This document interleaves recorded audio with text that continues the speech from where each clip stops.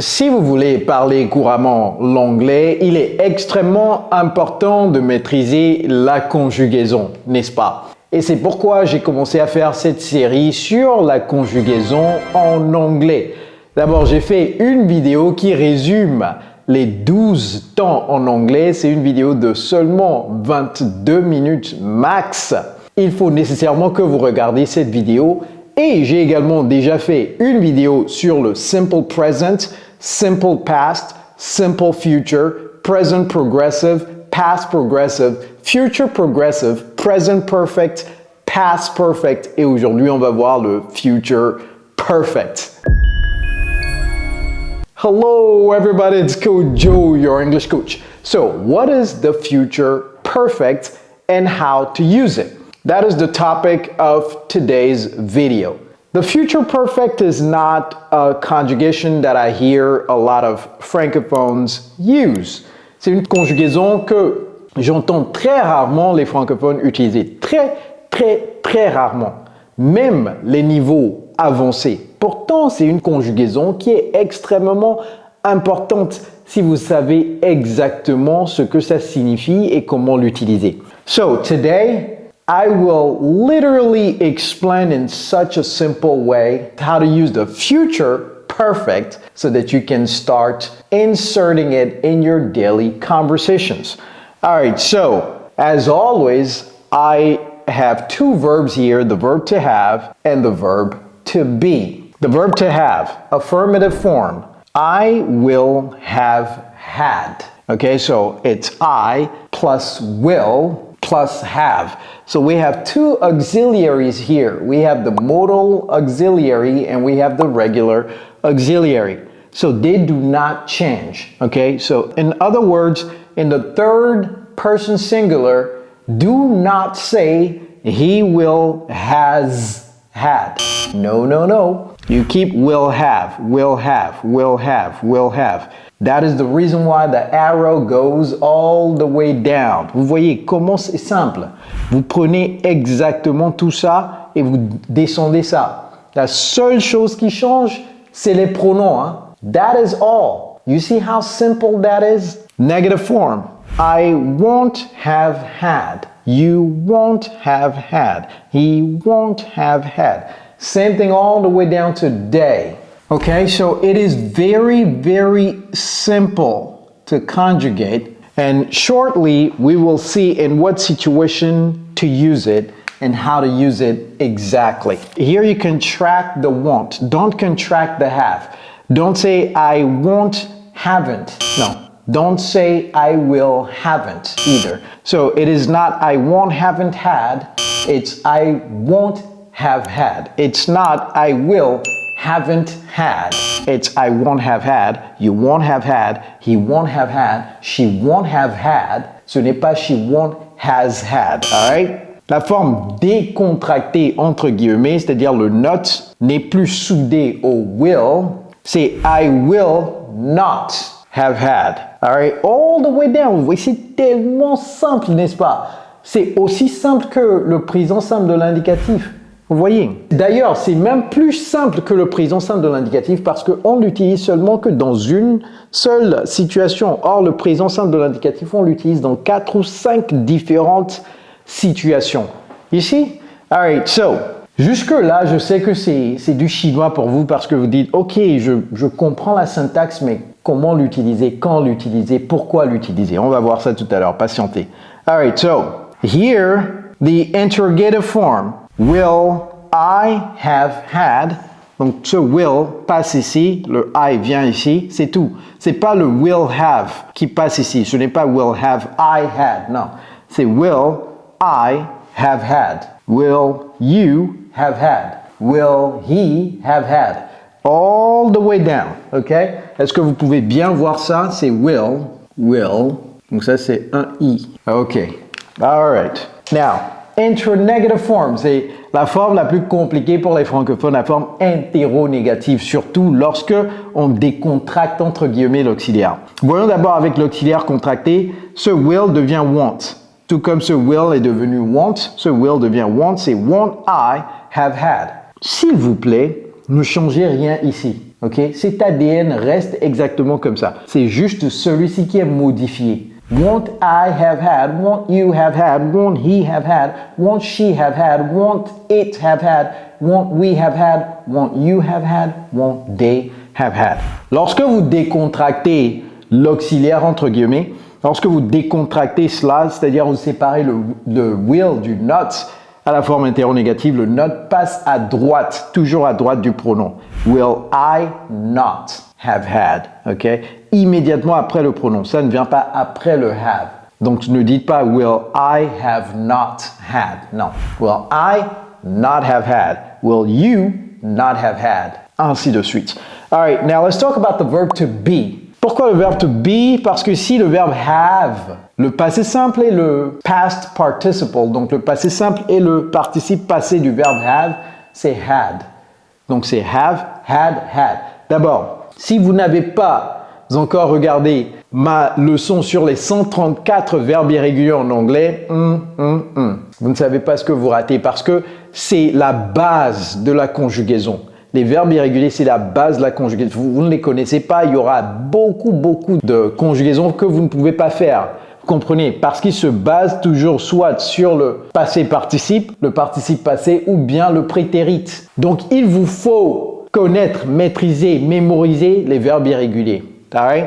So, here, you see that the past participle of the verb to be is been. Donc, here, c'est I will have been. Et j'ai déjà expliqué l'intonation de been. Je l'avais expliqué dans le cours sur le past perfect. Je pense que c'était le past perfect. Allez regarder cette vidéo. J'ai parlé de been et de been. Si vous ne savez pas cela, allez regarder la vidéo. Alright. Forme négative. I won't have been. You won't have been. Et lorsqu'on sépare le not de will, I will not have been. Interrogative form, will I have been, will you have been, will he have been, ainsi de suite. Et ici, on remplace juste le will par want à la forme contractée. Et si c'est pas contracté, le not passe à droite, tout comme ici. La seule chose qui a changé ici, c'est plutôt que had, c'est been. All right, very easy. Cependant, je sais qu'il y a toujours des gens qui ont du mal à apprendre l'anglais par eux-mêmes. Ok? Si vous êtes dans cette catégorie, ne vous inquiétez pas, on va vous tenir la main. Nous avons un programme d'immersion anglaise sur mesure pour les francophones. Nous avons déjà aidé des milliers de francophones dans plus de 50 pays du monde entier.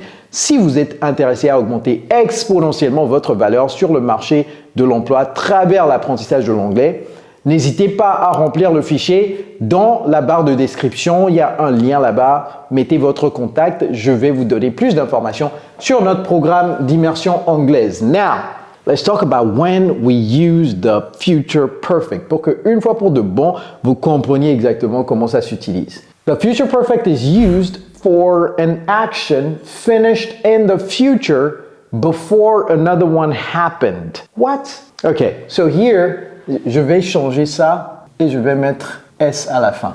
Parce que ça peut prêter à confusion. C'est correct, hein? Grammaticalement c'est correct si on met happened ou bien happens, c'est correct. It's used for an action finished in the future before another one happens. Alright, so on est là, now. This is now. Je vais mettre now ici. This is now. Le vert, c'est le futur, comme je l'ai mis ici en black. The green is the future. Depuis ici jusqu'ici. C'est le futur. Vous voyez, repartez revoir la vidéo sur le past perfect. Vous allez mieux comprendre la vidéo sur le future perfect. Le past perfect a parlé de deux actions. Une action qui était antérieure à l'autre, n'est-ce pas? La première action qui s'est produite dans le passé était au past perfect. La deuxième action était au simple past. Ici, c'est juste la transposition du past perfect dans le futur.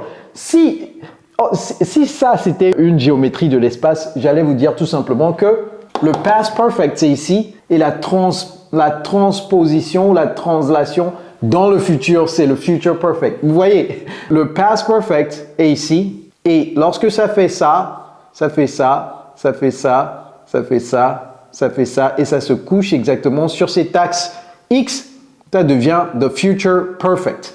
Donc ça, le past perfect, et le rouge, c'est le future perfect. Pour le past perfect, nous avons exactement deux actions qui se sont produites. La première action, est antérieure à la deuxième. La première action est au past perfect, la deuxième action est au simple past. Pour le future perfect, il y a également deux actions qui se sont produites dans le futur. Et ça, c'est le futur, ça, c'est le passé, ça, c'est là maintenant, le présent, now.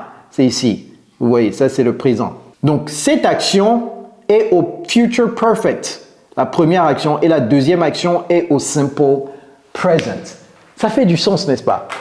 Je vais continuer l'explication. Tout à l'heure, je vais l'expliquer à mon enfant de 8 ans. Bon, il ne sera pas ici, mais je vais lui dire comment est-ce qu'on peut expliquer le future perfect à un enfant de 8 ans. J'aime que mes leçons soient tellement simples que même un enfant de 8 ans peut comprendre. Ok? Jusque-là, si vous ne comprenez pas, on va voir des exemples tout à l'heure et vous allez comprendre. I will have finished. Donc, I will have. Et ici, puisque ce n'est pas le verbe had, c'est le participe passé du verbe finish. I will have finished my dinner by the time you arrive. I will have finished. Future perfect, c'est conjugué au future perfect, n'est-ce pas? Future perfect, c'est la première action. By the time you arrive. Simple present. Donc là, j'aurai terminé mon dîner. By the time, à l'heure où tu viendras, j'aurai terminé mon dîner. Donc, j'ai terminé mon dîner ici, tu es venu ici. La première action au futur est au future perfect. La deuxième action au futur est au simple present. Quand bien même en français, on peut dire quand tu arriveras, mais en anglais, c'est au simple present. D'ailleurs, en français, ça doit être au simple present également quand tu arrives, mais bon, on peut dire quand tu arriveras. Il n'y a pas de problème en français. Mais en anglais, on ne peut pas mettre when you will arrive. Gardez ça en tête. Je sais que c'est le futur, mais s'il vous plaît, ne conjuguez pas ça au futur simple. Ne dites pas when you will arrive. OK? All right. The second example. Will they not have had 3 exams by the end of this week? Will they not have had? Donc, on est où exactement? On est ici. On est ici. Will they not have had 3 exams by the end of this week. Ça veut dire quoi? Ils ont eu un examen, 2 examens, 3 examens. Dans le futur, hein, moi, on est en présent là maintenant, je fais la phrase ici. Dans le futur, 1 examen, 2 examens, 3 examens. Et ici, c'est la fin de la semaine. Donc ça, ce n'est pas une proposition. Donc, on ne va rien conjuguer ici. Vous voyez qu'il n'y a pas de verbe dedans.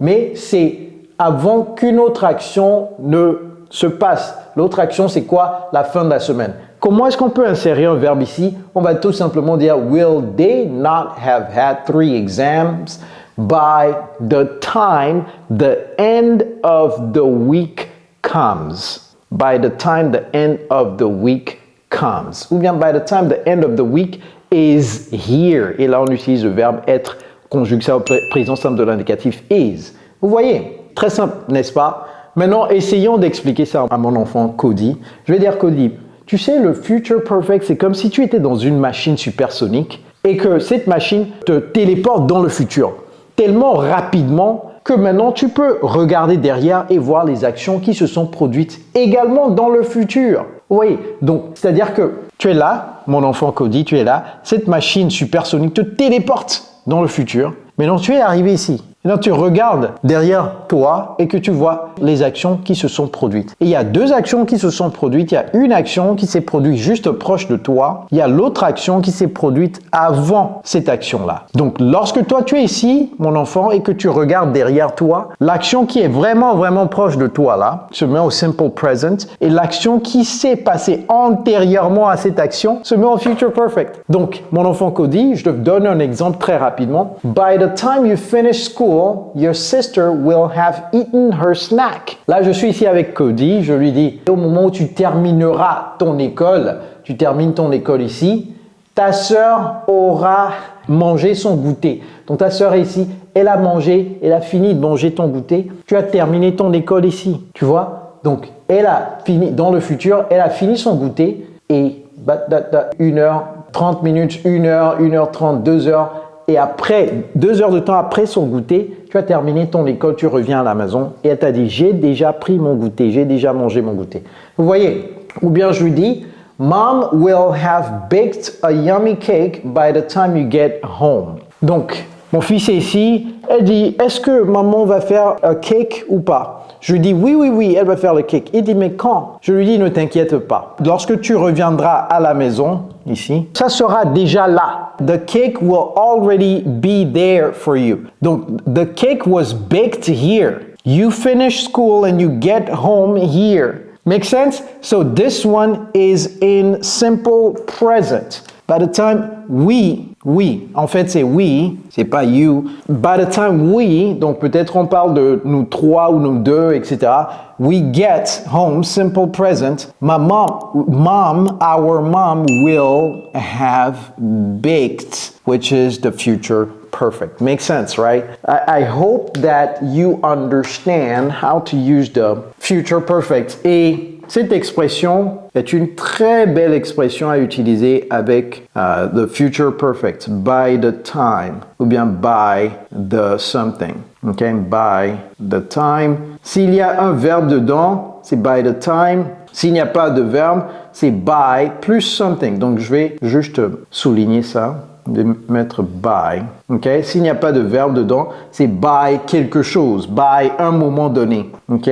Sinon, c'est by the time qui s'utilise avec le future perfect. On peut même mettre when. When you finish school, your sister will have finished her snack. Mais by the time, ça démontre plus une progression. Oui, by the time, c'est entre là maintenant où je parle et lorsque l'action va se passer. Vous comprenez? All right, that's it. It is so simple. So, what I want you guys to do is in the comment, I want you guys to make sentences in future perfect. Mais les phrases que j'aimerais que vous fassiez des phrases interro-négatives et ne contractez pas l'auxiliaire. C'est ça que je veux que vous fassiez. Phrases interro-négatives seulement. Ne contractez pas les auxiliaires. Alright everybody, j'espère que vous avez liké la vidéo, vous avez partagé cette vidéo, vous êtes souscrit à la chaîne et que vous avez activé votre cloche de notification pour ne plus jamais rater mes vidéos. Alright, so I told you, go watch that video on the 134 irregular verbs to understand exactly how irregular verbs work. And then go watch my video on the 12 verb tenses in English. It's Coach Joe, your English coach. Take care, guys.